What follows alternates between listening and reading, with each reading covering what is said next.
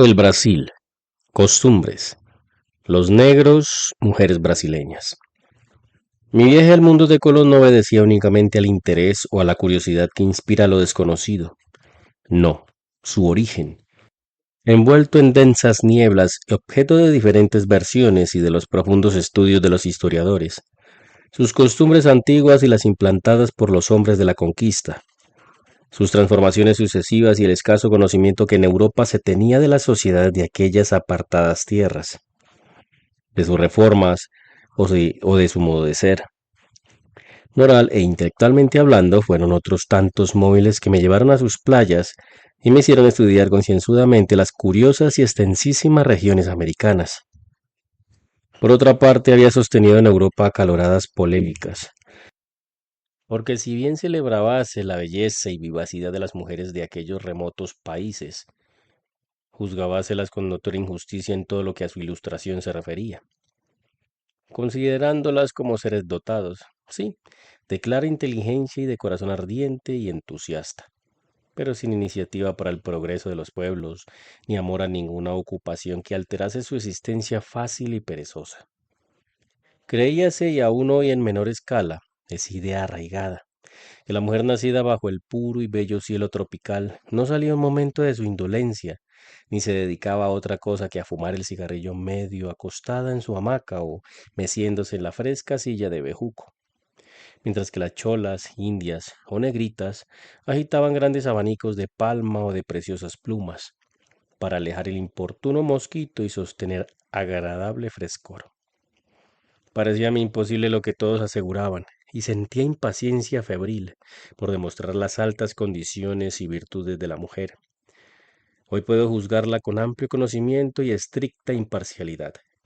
Dicho esto, a dar cuenta de mis primeras impresiones en el ex imperio brasileño, las que se refieren a la capital del vasto territorio, no fueron tan risueñas ni favorables como las que a mi llegada al puerto había sentido.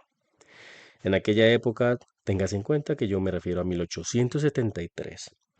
Las calles de Río de Janeiro, sobre todo las cercanas al muelle, formaban un laberinto de callejuelas parecidas a la antigua City, en Londres, pero aún menos aseadas que las de la metrópoli inglesa. Las casas, ocupadas en su mayor parte por comisionistas, comerciantes y banqueros, tenían aspecto antiquísimo. Me pareció que muchas amenazaban ruina, si bien de vez en cuando descollaba ante mis ojos alguna de moderna construcción, con grandes y ventilados almacenes que encerraban cuanto Europa y América produce más rico y más selecto. En las puertas de las tiendas y en las esquinas de las calles había robustos negros, mozos de cordel y otros vendiendo fruta, que me hicieron el efecto de los antiguos gladiadores, porque tenían desnudos los fornidos brazos y el ancho pecho. Un pantalón de lienzo era la única prenda de su traje. En cuanto a las negras, vestían una camisa demasiado escotada, dejando al descubierto la mitad del busto y los brazos de ébano. Algunas cubrían su cabeza con un pañuelo de muselina blanca enrollado a manera de turbante, y en otras era este de colores chillones y a cuadros escoceses. Ya se comprenderá que su desnudez me era repugnante, y más aún si a esto se añaden los gritos, la algazara, los ademanes, más desenvueltos y atrevidos que el lector pueda imaginarse. Generalmente escogía yo las primeras horas de la mañana para mis paseos por la población, y sería imposible dar una idea del movimiento que hay desde muy temprano en las cercanías del muelle, ni del extraño aspecto que presenta y que es tan nuevo como curiosísimo para el europeo. Numerosos carritos tranvían circulan por todas partes, tirados por caballos que pueden llamarse ponis, pero dotados de una ligereza y agilidad asombrosa. Cada día transportan de un extremo a otro de la ciudad o conducen a las chácaras quintas a gran número de pasajeros, porque siendo el puerto y la bahía de Río de Janeiro la arteria más importante del país, allí la exportación se hace en grande escala. Entonces la inmigración era muy escasa y la esclavitud, baldón de la humanidad, impedía que se desarrollasen los ricos gérmenes en que abunda el Brasil, y los que pude apreciar en las primeras excursiones que hice a las facendas o haciendas que se encuentran en la provincia de Río de Janeiro, medio escondidas entre pintorescas montañas. Y qué horas tan deliciosas pasé en aquellos cafetales que representan fortunas inmensas noblemente acumuladas. Qué estudios hice tan provechosos en los ingenios de azúcar y cómo me familiaricé con las costumbres de los campos americanos. El Brasil es y tiene que ser país agrícola, porque sus productos variadísimos y sus bosques, que por sí solos brindan inmensa riqueza, lo colocan a la cabeza de los pueblos agricultores. A pesar de la ley abolicionista de 1870, aún existía la esclavitud cuando yo visitaba el territorio brasileño, porque no era aquella de cumplimiento inmediato, y sin acontecimientos posteriores hubiese subsistido durante 30 o 40 años la odiada y antihumanitaria institución. En algunos ingenios era el trabajo rudo e intolerable. Empezaba antes de la salida del sol y no cesaba hasta las primeras horas de la noche, sin más descanso que el corto espacio concedido para la comida. Al final de la jornada los negros sufrían a veces crueles tratamientos de los feitares o cabos de vara que, no siempre justos, castigaban con el chicote la falta calificada como grave. La letra con sangre entra, decían los inflexibles domines, dando el palmetazo a nuestros abuelos, y la misma terrible corrección aplicaban a los esclavos, los dueños de los ingenios. Precisamente fui testigo de uno de esos terribles episodios. Hacía algunos meses que en la provincia de Geraes había sido vendida el facendeiro de la gran plantación de tabaco en donde yo me encontraba. Una negra hermosísima, alta, de rasgados y fogosos ojos, que parecían azabache por los negros y por los brillantes, de formas mórbidas y esculturales, de cutis suave y asemejando al ébano bruñido, amable y servicial como ninguna de sus compañeras, pero siempre triste y siempre pensativa, sin explicarme por qué habíame interesado María de los Ángeles y cómo sabía yo que era recién llegada. Aguijoneábame el deseo de escudriñar en su pensamiento para saber las causas de sus tristezas.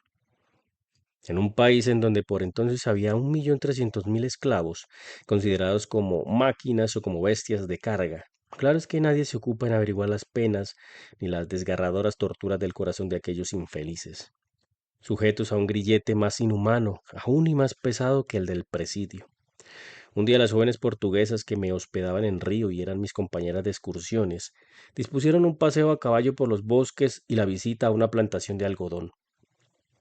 Debo consignar aquí que soy apasionada por las maravillas de la naturaleza, y estar en América no podía menos de ser objeto de mi entusiasta admiración. Sin exagerar, puedo añadir que he rendido verdadero culto a su asombroso esplendor. Al amanecer salimos de la hacienda contentísimas, porque la serenidad de la atmósfera, la brisa que amorosamente acariciaba, los cafetos y las plantas, exuberantes cubrían los campos y el cielo de un azul desleído en nácar, contribuían a la ruidosa alegría que demostraban todos los de cabalgata. Penetramos en la selva espesísima, en la que los primeros albores de la mañana esparcían vaga y misteriosa claridad. Nadie que no haya atravesado uno de esos tupidos bosques de América puede concebir lo sorprendente de la vegetación ni estimar en todo su valor la rica savia de aquella tierra privilegiada. A pesar de que ya los ardorosos fulgores solares bañaban las copas de los árboles, eran estos tan altos y aquellas tan anchas y frondosas que no permitían la invasión del astro rey y conservaban el frescor inalterable y grato y la lozanía de los variados parásitos que en estrecho abrazo se enroscaban en los añosos troncos, confundidos con graciosas enredaderas y formando con ellas inimitables guirnaldas de que un árbol a otro se tendían en múltiples series y trepaban hasta deslizarse por entre el follaje ambicionando el caliente beso del sol. Durante 2 horas caminamos por los bosques, deteniéndonos de vez en cuando para que algunos esclavos que iban de exploradores facilitaran el paso de los caballos, que la prodigalidad de la naturaleza hacía difícil y a veces imposible. Detuvímonos al desemboscar en un extenso y risueño valle, limitado a lo lejos por nuevas espesuras. La olorosa piña y los naranjos en flor saturaban la atmósfera con aromas exquisitos, los que aspiramos con verdadero deleite. Un cañaveral extendíase a pie de verdes colinas, y algunos ranchos esparcidos por el prado completaban el panorama que a nuestras miradas se presentaba. Hicimos alto y nos apeamos. Ya las negras venían hacia nosotros con grandes calabazas llenas de leche, la que vimos con ansia, porque el calor era fuerte y nos atormentaba la sed. Por otra parte, todavía estábamos lejos de la hacienda, en donde nos esperaban para almorzar, y era muy conveniente aquel refrigerante y saludable líquido, que al beberlo encontramos delicioso. Que se repita, gritó uno de nuestros acompañantes, joven brasileño de buen humor que era el alma de aquellas excursiones. Que se repita, añadimos todos riendo y celebrando la idea, porque a la verdad respondía a nuestro deseo. Volvieron las negras a colmar las calabazas y cada cual apuró la suya hasta la última gota. Satisfechos y más alegres y alborozados que colegial en vacaciones, montamos a caballo y salimos a galope. A las 10 llegamos a los algodoneros altos y cuajados de capullos entreabiertos que dejaban escapar los blanquísimos copos del útil vegetal. Por entonces empezaba a explotarse, y con esperanzas de resultados inmediatos para los industriales, el azúcar, el café, el tabaco, el arroz y el cacao eran en aquella época los elementos principales de riqueza, pues que la inestimable de las maderas, gomas y plantas medicinales en que rebosan los bosques del Brasil, desconocíase casi totalmente y estaba virgen y guardada por palmeras gigantescas y por murallas de fantástica arquitectura. Caprichosos arroyuelos y ríos caudalosos dan vida imperecedera a esos dones de la naturaleza. La cera es abundantísima, y la canela y la vainilla, la quina y el maná, la copaiba, la ipecacuana, el añil y la seda vegetal. Cuántas maravillas pasaron aquel día por delante de mis ojos. Qué horizontes de prosperidad surgieron entre las nieblas de trastornos inevitables y de evoluciones necesarias. Reflexionaba yo en que el imperio no podía durar mucho, que en la América republicana era un anacronismo, por más que el anciano emperador fuese liberal, más diré demócrata, y tal vez en mayor grado que muchos de los presidentes republicanos, pero ceñía corona, y lo peor de todo era su yerno, cuya impopularidad iba en aumento. Jamás el pueblo brasileño podría aceptarlo como emperador consorte. Pesan sobre los Orleans el baldón de Felipe Igualdad, las tribulaciones de la sinventura María Carolina, duquesa de Berry, y las ingratitudes y odiosos manejos de Antonio de Orleans, duque de Montpensier. Para mí era seguro que el trono del Brasil debía desmoronarse al morir Pedro II de Braganza, y que el país, entrando de lleno por la senda republicana, formaría uno o más estados libres. Los acontecimientos se han precipitado. El Brasil es hoy una república a la que solo falta consolidarse para ser una nación fuerte y adelantada. Y lo único que puede censurársele es no haber sabido esperar ocasión más oportuna, sin herir el noble corazón de su último emperador. Y aquí pongo punto final a mis politiqueos, y me engolfo otra vez en los recuerdos de aquel paseo delicioso. Después de haber almorzado, volvimos a distraer el ánimo con las escenas agrícolas y con impresiones de la vida campestre. Y cerca de las 5 resolvimos regresar al cafetal, pero tomando diferente camino, porque el paso por el bosque era peligroso después de anochecer. El tigre habita en lo más enmarañado de la selva y sale cuando desaparece la luz del día, subiendo colinas y bajando por angostos desfiladeros, agrestes y escabrosos. Caminamos 3 horas poco más o menos, entrando al cabo de ellas en un tortuoso sendero que en línea recta conducía al hermoso valle asiento de la hacienda. Las sensaciones gratas experimentadas aquel día reflejábanse en lo risueño de nuestros semblantes y en lo animado de la conversación. De pronto heló nuestro alborozo un grito desgarrador. Era de mujer. Instintivamente apresuramos el paso de los caballos, y como la distancia era muy corta, la salvamos en breves instantes, aguijoneados por otros dos gritos de angustia y de dolor. Al entrar en el gran patio de la casa, escuchamos sollozos y gemidos, a la vez que la voz colérica y desentonada del féitar. Aquel hombre desataba en imprecaciones contra la mujer que lloraba y gemía. Echar pie a tierra y correr todos al segundo y extensísimo patio de la facena fue simultáneo. Allí, acurrucada en un rincón, vimos a María de los Ángeles con la espalda descubierta y brotando sangre. Cerca de la pobre negra estaba el féitar vomitando improperios y palabras groseras. Al adivinar lo que había pasado, no sé lo que sentí. Indignación contra el brutal cabo de vara, piedad inmensa por la infeliz mujer, simpatía por sus infortunios y horror profundo por la esclavitud, que anulaba todos los sentimientos generosos y humanos, convirtiendo al hombre en verdugo de sus iguales, en salvaje más sanguinario y temible que las fieras, y pensar que durante años y siglos haya existido tan bárbara, cruel y anticivilizadora institución, pensar que han sido necesarios tantos esfuerzos de oratoria, poderosas luchas, guerras abolicionistas y tenaces propagandas de la idea caritativa y cristiana para abolir el inhumano tráfico y la servidumbre forzosa de millares de seres sin patria, sin hogar y sin familia. El feitar y poco después el señor facendero o amo de la hacienda intentaron probarme que solo por el terror y por el castigo se conseguía dominar a los negros y hacerles cumplir con su deber, añadiendo que María de los Ángeles había hecho acreedora no solo a la palmatoria, sino a tratamiento más severo. Preguntó el por qué. Ha intentado fugarse 2 veces desde su llegada al cafetal. Quiere volverse a Gueraes, me respondieron. No satisfecha mi curiosidad y por otra parte deseosa de consolar a la pobre negra, formé el proyecto de ir a verla, y en el mismo instante lo puse en ejecución.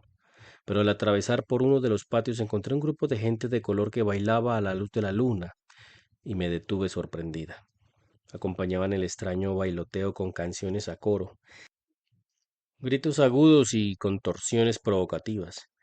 Los quiebros y movimientos de las mujeres de color no carecían de gracia ni de voluptuosidad, recordándome vagamente la jota y otras danzas nacionales. Largo rato contemplé el espectáculo, que era como un complemento de la vida en las haciendas, pero acordándome de María de los Ángeles di 2 pasos en dirección de los barracones, en donde sabía que estaba encerrada. Nueva dilación y nueva sorpresa. Los negros habían interrumpido su baile y uno de ellos cantaba las modiñas. Era la primera vez que oía yo el singular y curioso canto y quedé embelesada mientras que este duró.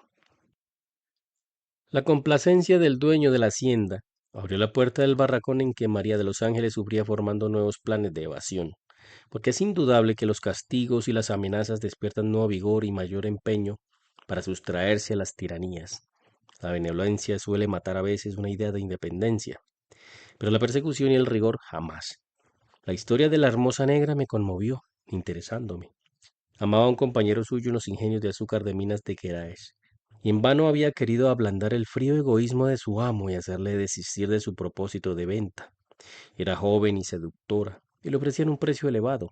Por eso fue sordo a las súplicas y a las lágrimas. A poco de estar en la provincia de Río, tuvo noticia de la fuga de su amante y del sitio en donde se ocultaba, esperándola para internarse en los bosques y lograr la libertad.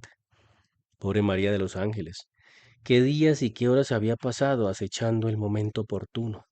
Por 2 veces se creyó libre, y su desgraciada suerte la había hecho caer de nuevo en los horrores de la esclavitud. Pero aunque desgarrada sus carnes por la espalmatoria, sentíase más resuelta que nunca para luchar.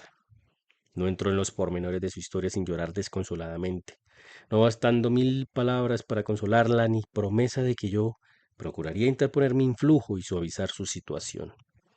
No desperdicié un momento para cumplir lo que había prometido, y fuera por cortesía o porque realmente despertase yo los sentimientos benévolos que dormían en el corazón del hacendado. Lo cierto es que no solo conseguí el perdón de la infeliz negra, sino la compra de su compañero errante por los bosques y expuesto a caer en manos de su antiguo dueño. Este aceptó aquel traspaso y recibió el dinero valor de la venta para el ventajosísima, pues en el caso de que el negro lograse evadir la persecución perdería todo. Recorriendo otras provincias del Brasil, me impuse de su organización administrativa y de sus evoluciones económicas y financieras. El movimiento de importación y exportación había aumentado considerablemente, siendo en grado progresivo, ha dado un resultado de 147 millones de pesos por artículos importados y 120 millones por los exportados. En 1873 daba el censo 9.030.478 habitantes. En la actualidad, y refiriéndonos a estadísticas muy recientes, ha subido a un total de 14 millones. En relación con el inmenso territorio, 8.337.218 kilómetros cuadrados, cuenta el Brasil con un número muy inferior de población por kilómetro a la de su vecina República Oriental del Uruguay, que relativamente es una de las más pobladas de América. El producto de las contribuciones había llegado en 1889 a 140.000 contos, o sea, 70 millones de duros. Lo más importante de aquella era la aduana. Después de la propiedad edificada, la de industrias y profesiones, transmisión de propiedad, el consumo de productos de industria nacional y otras más insignificantes. En el año L, mi llegada tenía el Brasil algunos ferrocarriles en construcción, otros en estudio y varios ya en explotación. Hace como año y medio sorprendió una noticia que por su magnitud creí de aquellas que necesitaban cuarentena. Tratábase de la construcción de un ferrocarril que desde Recife, Pernambuco, y recorriendo 6.000 kilómetros, fuese hasta el puerto de la comercial Valparaíso, es decir, desde el sur del Atlántico hasta un puerto del Pacífico. Como se comprende, el proyecto y el plan obedecían a un pensamiento tan atrevido como colosal. El gobierno autorizó los estudios que eran indispensables para ponerlo en práctica. La abolición completa de la esclavitud, decretada en julio de 1888 y otorgada por la princesa regente, era una garantía para los capitales europeos interesados en el proyecto gigante que había de contar con los brazos y la inteligencia de numerosos emigrantes recién llegados a las fértiles playas brasileñas. La audacia de la idea era tal que costaba trabajo darla crédito. Y eso me sucedió a mí. A la verdad, cuando se considera que en un principio de este siglo viajábase en América con imponderables dificultades por caminos más propios para ardillas o cabras que para personas, y llevando, como suele decirse, el credo en la boca.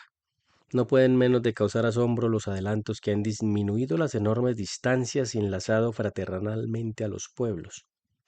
Evoquemos a los conquistadores de aquellas apartadas tierras, y fijándonos en la falta absoluta de medios de transporte, apreciaremos los descubrimientos en todo su valor. ¿Quién les diría a los chivejas o a los incas, o a los pieles rojas o a los toltecas y aztecas que al cabo de algunos siglos había de pasar una máquina de fuego por los bosques, entonces desconocidos, por los prados solitarios, por los peñascos desfiladeros y hasta por las escarpadas cumbres de la cordillera andina? Y cómo los indios ni los europeos hubiesen adivinado que en un siglo portentoso había de que discurrirse una línea de ferrocarril que desde los hielos de la Siberia y atravesando el estrecho de Bering, por un atrevido puente igual al de Ford o al proyectado sobre el Canal de la Mancha, uniese el viejo con el nuevo continente. Hoy ya no existe la palabra imposible, y el hombre lucha y se afana por allanar obstáculos y resolver problemas. Y en efecto, que de llevarse a cabo la idea estupenda será el broche riquísimo y más extraordinario que cierren los anales del siglo XIX. El ferrocarril trastiberiano tendrá una longitud de 6.500 kilómetros y en su punto final entroncará con la línea del Canadá, que mide 5.000. Desde este último punto están allanadas las dificultades. La locomotora conduce hasta Nueva York y de allí a México. Y qué diversos países por extremo curiosos se presentarán a las atónitas miradas del viajero. Qué diferencia de climas, qué distintos paisajes, qué variadas impresiones. Debe tenerse en cuenta que para 1892 habrá terminado también otra línea admirable, y ya en construcción, que escalando los Andes pondrá las repúblicas del Plata en comunicación con Chile. La línea va de Buenos Aires hasta Valparaíso y mide 871 millas. Un túnel horada la cordillera a una altura de 10.450 pies sobre el nivel del mar. El ferrocarril transandino será la gran arteria para el comercio entre el oriente y occidente americano. La locomotora disputa al mar sus privilegios, y ahí quedará al cabo de hornos a solas con sus peligros y con sus tormentas. Esa inmensa red de ferrocarriles asombra, pero se me ocurre una pregunta. La que une la Argentina con Chile y la de Pernambuco con Valparaíso, ¿no podrán ser más tarde y en caso de guerra una desventaja para alguno de esos pueblos? A la verdad, después de tantas construcciones colosales, después de inventos y adelantos que parecen prodigios soñados e irrealizables, que nos reservará el siglo XX, qué resultados grandiosos, qué maravillas producirán las luchas de la inteligencia y las torturas del pensamiento. Más de una vez he deseado algo imposible, pero que está de acuerdo con mi genuina curiosidad y con mi ardiente amor por las innovaciones. Aletargarme, dormir por espacios de 30 o 40 años y volver a la razón y a la vida intelectual cuando la electricidad haya vencido al vapor, cuando tengan los globos dirección fija y sean uno de tantos medios de transporte, cuando la industria y la ciencia hayan creado máquinas y materias que eclipsen las que hoy creemos modelos de perfección, cuando el fonógrafo, el teléfono y demás portentosas creaciones de Tomás Alva Edison, ese admirable y admirado sabio, ese sublime inventor norteamericano, se hayan generalizado y sean en las casas como un mueble de primera necesidad. Yo no sé si al llegar al periodo más culminante de la civilización no habrá un descenso rápido, como se advierte en todos los pueblos de la antigüedad, pero estoy persuadida que si Europa al llegar al apogeo del progreso desciende, no será lo mismo en América. No, ésta tendrá entonces la supremacía sobre los demás pueblos del universo. Ahora pienso en que tales reflexiones me alejan de los episodios de mi viaje y los reanudo en Río de Janeiro, donde regresé después de haber recorrido algunos pueblos agrícolas y las más importantes facendas que empezaban a tener inmenso desarrollo, sobre todo en aquellas que se ocupaban del cultivo del café y del azúcar. Cuando volví a la capital brasileña, satisface uno de mis vehementes deseos, visitar el jardín botánico del que no pocas veces había oído ponderar la belleza. La realidad superó a la idea de que yo había formado. Nos dirigimos al Edén tropical por un camino de los más pintorescos, tanto por la variedad de los paisajes, cuanto por los caprichos y accidentados. Unas veces costeábamos la bahía apacible y cubierta de buques, y otras caminábamos al pie de las montañas por entre graciosas chácaras y fragantes jardines. De lejos admiraba yo un altísimo toldo de follaje, una bóveda artísticamente construida por la naturaleza, y subió de punto mi éxtasis al entrar en aquel delicioso lugar. Palmeras gigantescas entrelazan sus gallardas copas y cierran el paso a los calientes rayos del sol. La vaga claridad que resulta extravía la mente y la hace soñar con la ciclopea arquitectura de los pueblos orientales. Para prolongar la ilusión, me detuve largo rato apoyada en uno de los esbeltos pilares. Después caminé de sorpresa en sorpresa y de arrobamiento en arrobamiento. El Jardín Botánico de Río de Janeiro es una maravilla por la que la riqueza de plantas extrañas, por la exuberante galanura que presentan. Allí crecen el aire libre de las begonias, tan apreciadas en Europa, y que tanto cuidado requieren en los invernaderos para que la temperatura de los climas fríos no las marchite. Allí los cactus de infinitas variedades, allí los niveos, jazmines del Cabo, altos y frondosos como árboles. También los cedros del Japón y los del Líbano. Hay profusión de helechos rarísimos y de guirnaldas de flores tropicales y europeas. Haciendo un esfuerzo salimos de aquel paraje empleando todo el resto del día en una casa de campo. Entonces pude apreciar a la sociedad brasileña en la vida íntima. Adviértese en ella lo mismo que se advierte en las repúblicas hispanoamericanas, el carácter y las costumbres de su madre patria, pero conservando mucho de patriarcal y de hospitalario, lo que ya por desgracia va perdiéndose en Europa. El brasileño es cortés y afable, por más que a primera vista parezca un tanto altivo y reservado. Es amante del hogar, no se preocupa de los goces y comodidades indispensables para la vida, pero sin ruinosos gastos ni el desbarajuste que da al traste con las fortunas más considerables. Y de estas las hay numerosas en el Brasil, debido a los grandes elementos de riqueza que posee aquel país. Por más que algunos años deje mucho que desear la situación económica. Las causas son fáciles de comprender. Las contribuciones no han estado equilibradas. Menos paga el opulento banquero que los comerciantes, industriales o labradores, causa de que en 1873 fuese enorme el déficit. Y eso que el país ha gozado de paz inalterable durante larguísimo tiempo y el brasileño ha podido dedicarse completamente a la administración de sus inmensas propiedades, al aumento de sus rentas y a la grata vida de familia. La dulzura del idioma portugués acentúa más la delicadeza del trato, que entre las señoras es delicioso.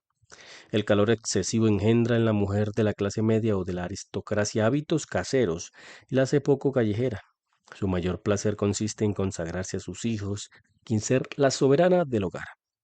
He visto algunos tipos femeninos muy hermosos, pero a las mujeres brasileñas en general no llaman la atención por su belleza, más sí por su carácter dulce y suave y por la expresión de sus ojos negros. Por lo que alcancé a juzgar, la educación y la cultura del sexo femenino no era por entonces tan profunda ni tan extensa como lo es ahora. Pero a pesar de esto, la viveza de la imaginación y la inteligencia natural han hecho descollar a no pocas mujeres para honra y gloria del Brasil. De ellas voy a ocuparme, siquiera sea para bosquejar sus méritos en un paradisíaco valle de las provincias orientales del Brasil. Extendíase el Sisicato de Tupinambas y allí, bajo los toldos de eterno verdor y en florestas de inextinguibles perfumes, habitaba la bellísima Paraguasu. Era por el año 1535 y cuando ya desde principios de aquel siglo había sido descubierto el Brasil por Cabral. Muchos capitanes portugueses, vasallos de Juan III, recorrían el territorio y se internaban para explorarlo, pero nadie había llegado hasta Tupinambas, en donde solo por algunos indios que huyeron de los puntos de desembarco se tenía noticia de los hombres blancos, muy diferentes de aquellos habitantes de los bosques, de cutis bronceado, cabellos lacios y negros como el cuervo, y ojos en donde arde el fuego de los trópicos. No ignoraba que a muchas de las tribus habían disputado el paso a los intrusos y que estos disponían de armas que diezmaban a los indios y los vencían. Un día a la caída de la tarde, vieron avanzar hacia la playa una casa flotante, que las olas encrespadas por imponentes tempestades amenazaban destruir. Los hombres blancos, exclamaron apiñándose en la orilla del mar enfurecido, y a pesar de la lluvia torrencial. Este asombrado y miedoso presenciaron su lucha con el irritado elemento, y aunque les agujoneaban la piedad en favor de aquellos desventurados, rehuían seguir su impulso, temiendo fuesen los enemigos de su raza que poseían poderosos medios de destrucción. A medida que el viento era más fuerte y que arreciaba la lluvia, crecía el riesgo de los navegantes y en vano pugnaban por llegar a tierra, ya ésta fuese hospitalaria o adversa. Además, en la entrada había rocas que, ocultas por el agua en las altas mareas, era imposible distinguir entre el furioso vaivén de las olas y por la proximidad de la noche. De repente, confundióse con el fragor del trueno un grito de espanto, de agonía, de supremo dolor. Un relámpago iluminó la playa y el mar. Sobre las olas, tan altas como montañas, flotaba el cuerpo de un hombre del barco y de los demás tripulantes, ni señal. Un escollo había tragado todo. Las moles de agua se disputaron al infeliz náufrago, hasta que por último lo arrojaron sobre la arena. Diego Álvarez de Correa era un portugués que, llevado de su ambición por los descubrimientos, había sido internado por aquellas costas con otros compañeros para explorarlas, saltar en tierra y tomar posesión en nombre del rey de Portugal. Este plan lo destruyó la tempestad. El náufrago encontró asilo en casa del cacique Tupinambas, padre de Paraguaso. No tardó el amor en unir a la seductora india con el aventurero portugués, y en aquel encantador oasis corrieron las semanas y los meses, dándole la confianza del cacique y gran prestigio entre los indios. Paraguaso tuvo para él el europeo las atenciones más delicadas, el interés más tierno y cifró su felicidad en emplear todos los medios para que olvidase la patria, única rival que tenía en el corazón de Diego. La dicha de la India no conoció límites cuando llegó a ser esposa de Caramuru, creador del fuego, nombre que le daban las tribus porque miraban al portugués como un ser sobrenatural. Bien quisiera Diego salir de un centro que no era el suyo y volver a la vida activa y civilizada, y como tenía puesta su esperanza en la casualidad que llevase algún buque por las inexploradas costas, pasaba horas y horas cada día, escudriñando el horizonte hasta donde le era dable alcanzar con la vista. Mientras tanto, Paraguaso se instruía espontáneamente para ponerse al nivel de su marido, soñando para él con algún cacicato y acostumbrándose con fácil soltura al idioma portugués. Su agudeza y su ingenio encantaban a Diego, pero no hasta el punto de que rechazase la idea de la fuga ni desistiese de la resolución de abandonar a su mujer. Nunca pensó en sondear su pensamiento, porque estaba persuadido de que Paraguaso no consentiría en salir de Tupinambas. El impaciente deseo de Diego se cumplió con el paso de un barco impelido por los vientos hacia el Golfo de Bahía. A sus señales y gritos respondieron los del buque enviando un bote y ávido de alcanzarlo cuanto antes.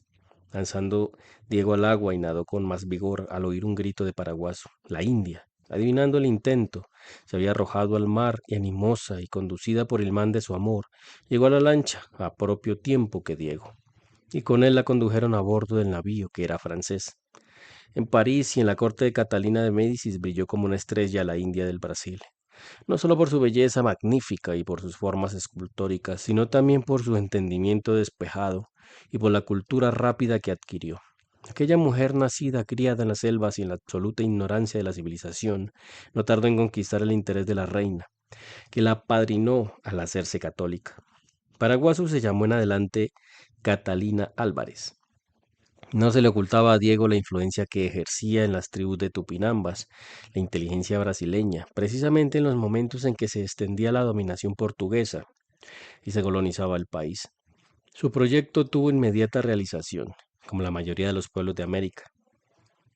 Organizaba al Brasil colonia y no escasearon a semejanza de aquellos, los ambiciosos y los perversos que hicieron odiosa la conquista y la desprestigiaron, las respectivas metrópolis por sus abusos y tiranías. Uno de ellos fue Pereira Coutinho, que envidioso de la saludable influencia que Caramuru y Catalina ejercían sobre los indígenas, mandó encarcelar al portugués sin parar mientes en los servicios que él y su mujer habían hecho a Portugal. En breve, se arrepintió de su imprudencia y ligereza.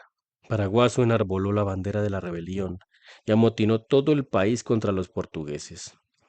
Sus fieles indios, tupinambos, tomaron las armas y vengaron la prisión de Caramuro. Con la muerte de Pereira Coutinho y la de un hijo suyo, la cabeza del primero fue paseada en triunfo.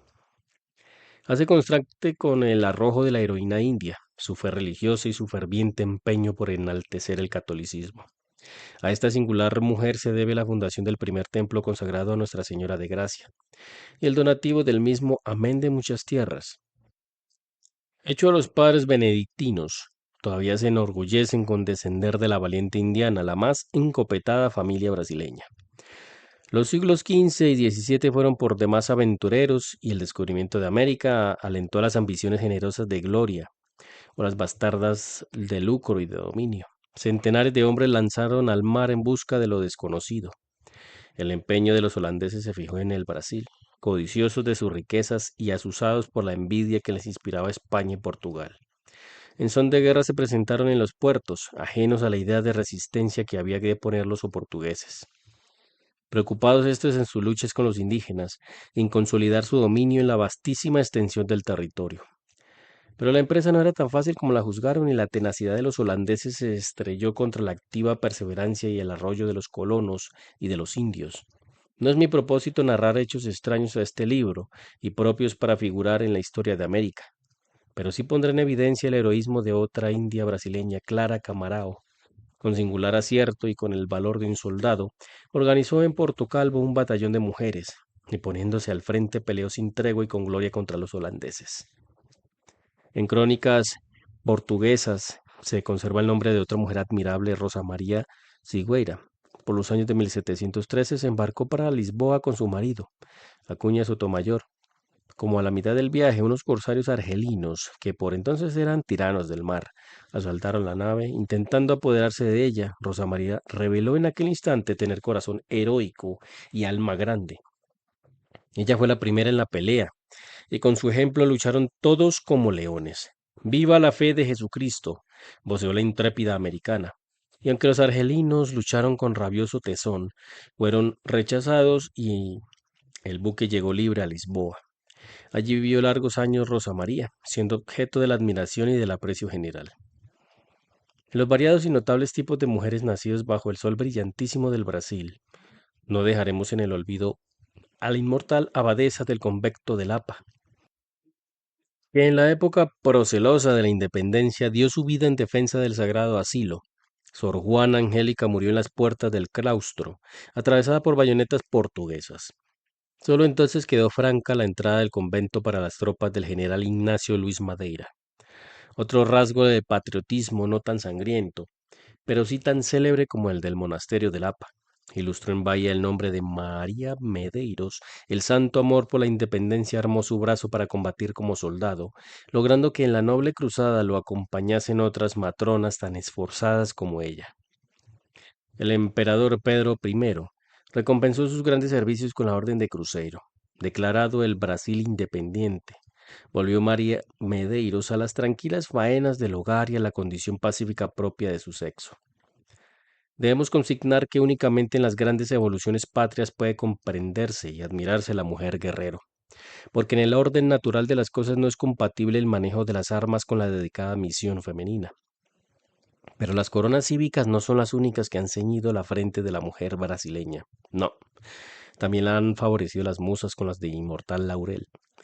En el siglo XVIII manejó la rima con admirable maestría Amaral Rangel, conocida por el nombre de la musa ciega, porque desde su infancia careció en absoluto de la vista. Qué dulzura y qué encanto hay en los versos improvisados, y revelase en ellos exquisita sensibilidad y las ricas galas de una imaginación vehemente y poblada de bellezas ideales que surgían a favor de la balsámica y espléndida naturaleza, desarrollándose al majestuoso ruido de las cascadas y de los torrentes. Amaral Rangel era vástago de tronco ilustre, lo que, acompañando a su ingenio singular, la dio el respeto y la consideración de la sociedad brasileña. En un libro que lleva por título Sentencias, he saboreado el pensamiento profundo y moral de otra entidad literaria de este siglo, y he observado la tendencia innovadora a las ideas que empezaban a ser dominantes, por más que luchasen todavía contra las rancias preocupaciones. Su patria llamó la filosofía a la célebre autora de Sentencias, una de las mujeres más cultas y notables del Brasil. Hermelinda Gracia de Cunha Matos era hija del general del mismo apellido y desde muy niña reveló la elevada inteligencia que poseía, la cual adquirió completo desarrollo por la educación que para aquellos tiempos había sido esmeradísima. Préstese grandemente el idioma portugués para la literatura, porque si no posee la riqueza del castellano ni la energía, tiene en cambio la dulzura y es armónico y melodioso casi como el italiano. Con este y con el portugués estoy bastante familiarizada para poder apreciar sus condiciones. El idioma que enalteció Camões ha tenido y tiene en las apartadas sierras que riega el Amazonas muchos y notables intérpretes. Un mundo admirable de ideas ha brotado el calor de aquel clima feraz, para gloria de las bellas artes, de la poesía y de la literatura en general. Después de visitar chácaras y facendas, tocóle el turno a Petrópolis, risueña residencia del emperador, que entonces viajaba por Europa y Estados Unidos. Los alrededores de Río de Janeiro no pueden tener rival, como vegetación siempre joven, fresca, lozana y exuberante. Las campiñas son deliciosas y fertilizadas por hondos y anchos ríos en donde se reflejan las flores más especiales del mundo y los árboles más hermosos, entre ellos el hombo, ensalzado y celebrado por los poetas. En grande abundancia crece particularmente en las orillas del río Paraná, que tienen origen en la Sierra do Espinazo y que en su tumultuosa carrera atraviesa inmensas soledades, valles deleitosos, comarcas de inagotable riqueza, ofreciendo profundo cauce para la navegación. No hay para qué hablar de pájaros y flores. Unos y otras abundan tanto y son de extraña variedad y tal primor que no encuentro posible describirlos, dejando ese estudio prolijo para los naturalistas, registrando archivos y desempolvando libros antiguos a fin de sacar apuntes necesarios para la historia general de América. Pasaron más semanas de las que yo había pensado en consagrar al Brasil, y me confesé a mí misma que me faltaba el tiempo para ver en Río de Janeiro algunos edificios de reciente construcción.